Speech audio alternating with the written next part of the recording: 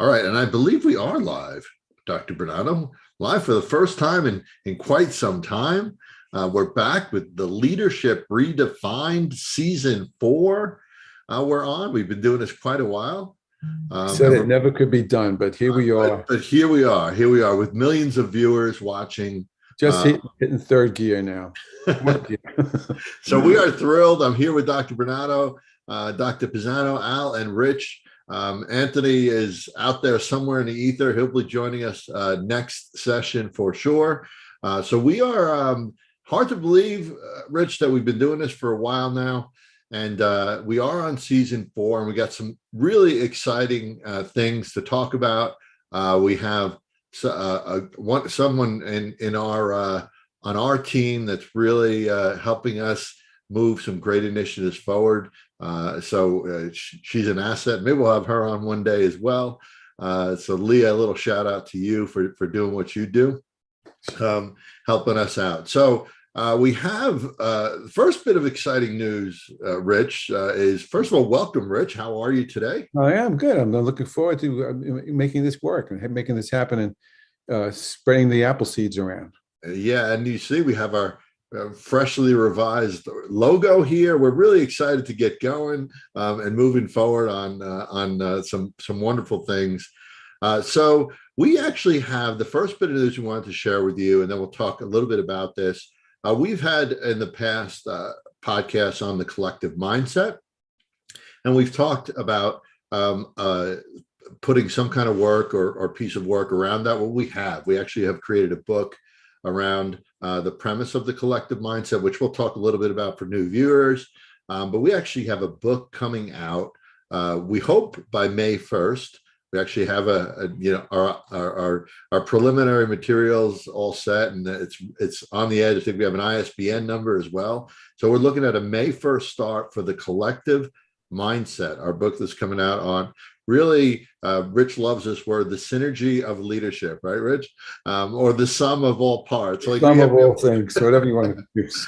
And the premise, and we have other things too. We'll talk about some webinars and even a virtual conference we'll talk about towards the end of the show. So what we'd like to do for this episode is really talk a little bit about the premise of the collective mindset. Maybe give some context around what that means as far as leadership goes. And then towards the end, we'll talk a little bit about some of the things we're going to do, including the book. So this series, this season 4, is really going to be wrapped around all of these premises around the collective mindset and what we've sort of refined, right? Leadership Redefined over these past 3 or 4 years, right, Rich? Yeah.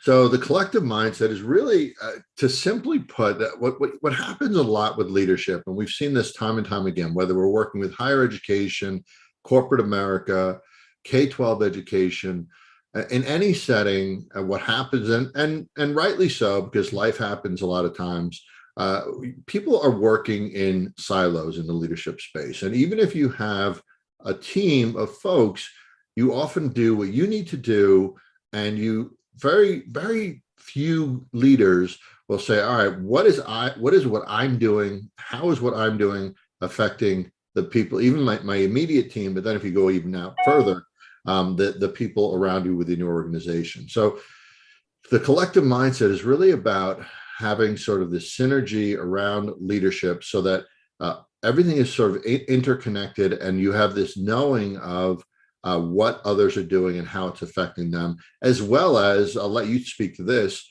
the component of futuring out your thought processes and the effect you will have moving forward as well. Rich, you want to speak a little bit about the futuring aspect of the collective mindset? Well, there's no question that the futuring piece, and we've talked about futuring on and off throughout the last couple of years.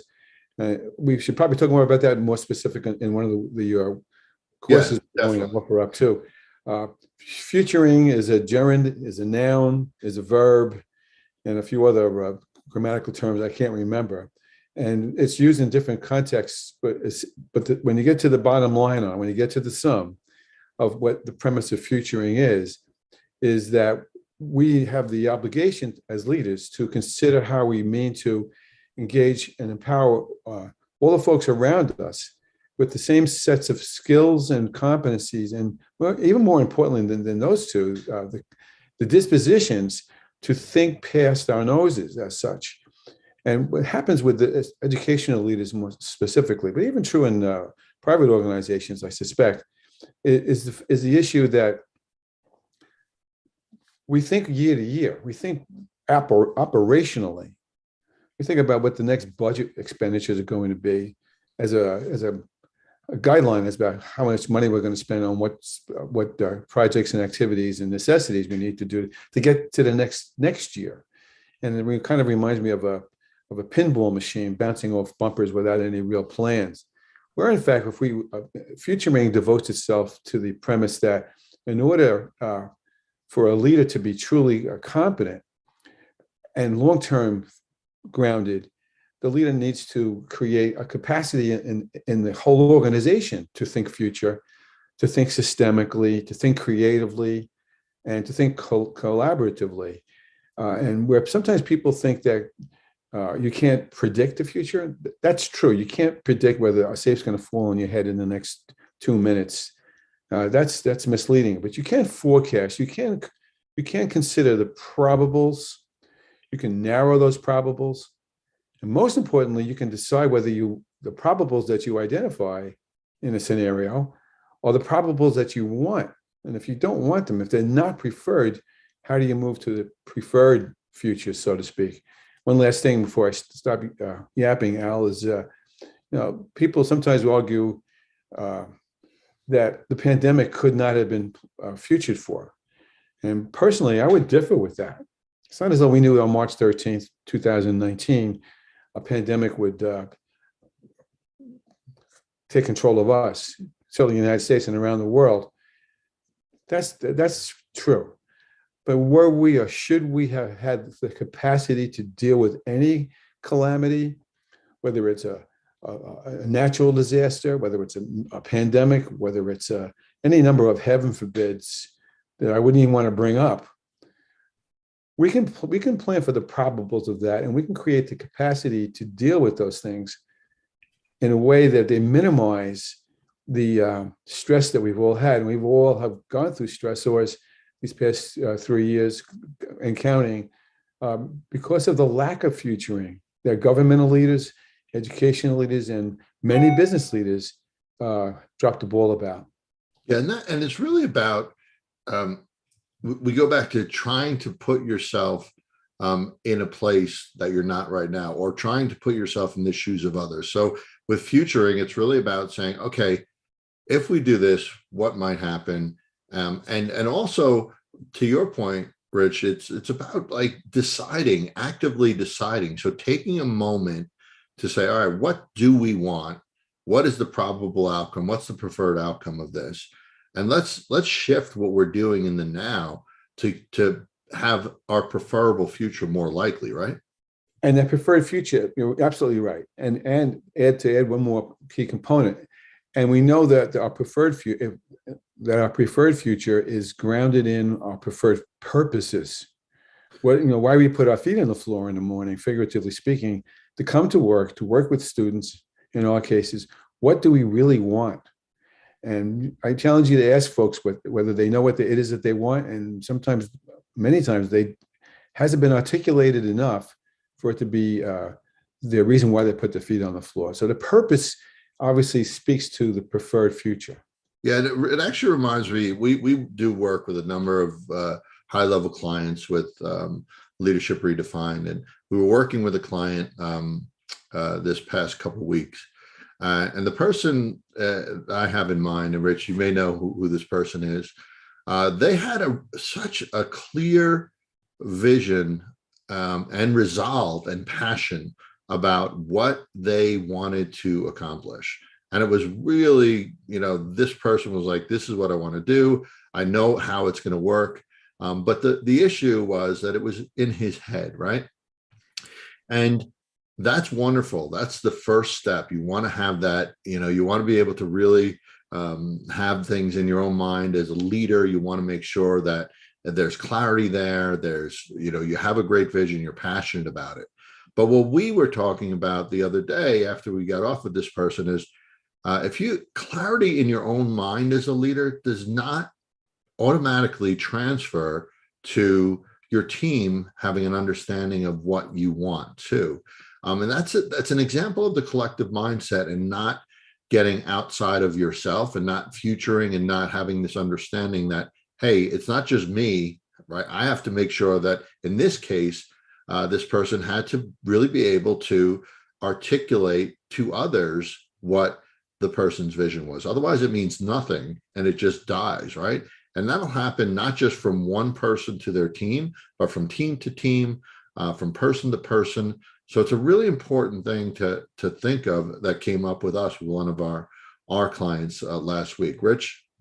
Yeah, it's about synchronizing the parts so that they're all in this, again, purpose together as such, and actually prioritizing in terms of the leadership's perspective, the mindset, if you want to use that word, the leaders' perspectives about how they view themselves with respect to all of that. I don't know a whole lot about music, but this much I know. A conductor needs to have all the pieces, all the instruments in synchronized somehow to get the music to play. And so she's got to be very skilled at making all those parts integrate with each other. If the conductor thinks that she's the only person responsible for the music, ain't going to be a lot of music. The music won't either won't get out at all, or it will be not a great composition. Now, this particular person we're thinking about, Al, I'm not sure how many people are familiar with a premise called the Johari window. J as in Johnny, O-H-A-R-I as in Isabel, who's one of my cousins. Johari window. And this little model was developed by two psychologists. One was named Joe and one was named Harry, and they just put their two names together. And what they did was, we should probably do a little piece of this, share in one of our future workshops. Picture a 4-paned window. Just like behind you, Dr. Bernato. Oh, that's good. You don't have to I work with this man. See that? Picture that 4-paned window. Now those panes are equal in size. In our own lives, they're not. There are bigger panes for different perspectives. So I'll give you this very quickly, and I'll use this to describe the leader we were talking about the other day, who, as Al said, has a vision, and a passionate vision and a good vision, and yet he's sort of trying to play the charismatic leader such, and it needs to be redistributed among everyone else. So each window, so I'm looking at my top left window. No, it's top right window. Now make it the top left window, farthest from your head out. We'll call that the public self. There is a public self. The public self is what you know about yourself and what other people know about you. If you went down to the next pane, the pane beneath that, there's also the private self. That's what you know about yourself that the public does not know. Moving up to the top right, above Al's little head there, is the third pane, which is the blind self. Now, all of you who are leaders, now be honest with each other, and including myself, and Al, I'm sure will too. What is it that other people know about you that you're blind to? Question mark. Otto Scharmer calls that the blind spot. Same premise. Where are the holes with an H in you that you're not aware of? That's a big one too, Dr. Bernato, right? Big one. Now, in my view, when I do, there's a little instrument you can use. I have a huge private self. I'll confess to that. I think it's a private self anyway. Or maybe it's a blind self that I don't know, that they know the things I don't want them to know in terms of my leadership, my leadership strengths and deficits as such. Now, the bottom right one is the dangerous one. I mean, we won't talk about that a whole lot because there's not much we can say. That's the unknown self. That's what you don't know about yourself, and neither does the rest of the world know about you. That's another conversation. But if we went back up to the blind self, this particular person that Al and I are talking about, again, tremendous passion.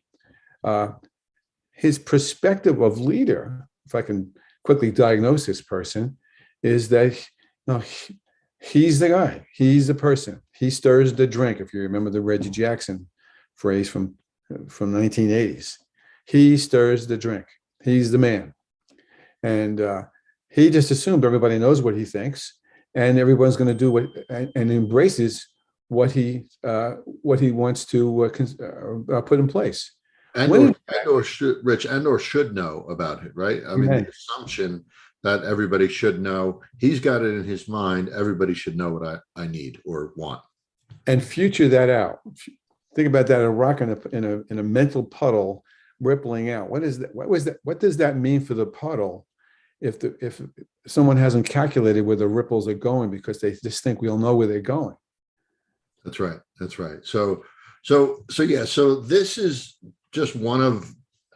So during these podcasts, we're going to be doing a lot of what we just did, bringing it back to the collective mindset. And the collective mindset, really, we've done things on it before, but there's so many different things from system thinking, shared vision, collaborative leadership, design thinking, collegiality, and team building. So it's really a model that covers sort of everything. It covers the futuring aspect that we talked about. We talked about cultural capacity and engagement. So there's a lot of levels to this that we'll be talking through this season with. And we're going to be bringing guests that have implemented the model, guests that have similar insight about this type of approach. But also, we love guests, if you're out there, that may have different ways of viewing things and talking about things too. We're open to that as well. So we'll have a lot of guests coming up on the podcast, but we also, in addition to the podcast and the book coming out, we have some really exciting things coming up over this next year. We're going to be doing a number of webinars coming up that you'll see coming through LinkedIn and Twitter and Facebook. So we have a lot of thematic-based webinars in the leadership space, the collective mind space. We also have, we'll be doing some courses as well that'll be available on multiple platforms that you can register for and take in the leadership space in the collective mindset. And we also are going to do at some point next year a virtual conference. So if you're interested in being part of that virtual conference, the Leadership Redefined virtual conference, let us know, contact us on that. Am I missing anything, Rich? No, I think you covered it all, but we're still open to ideas we haven't had yet. Yes, we have that unknown area for us, right, Rich? Yeah. Well, I have it coming soon. And we may yet try to figure out a way to do sort of a cross-country simulation. So we talk about so many different things here. Even we'd love eventually get into like the simulation, the Oculus Quest, the virtual reality. We're moving into a lot of different places with Leadership Redefined, but we really are thrilled to be back with everybody here in this next series and talking about and around the book and the premise of we've really sort of preached the last few years. It's great to actually have it in book form and what that will lead to us doing moving forward.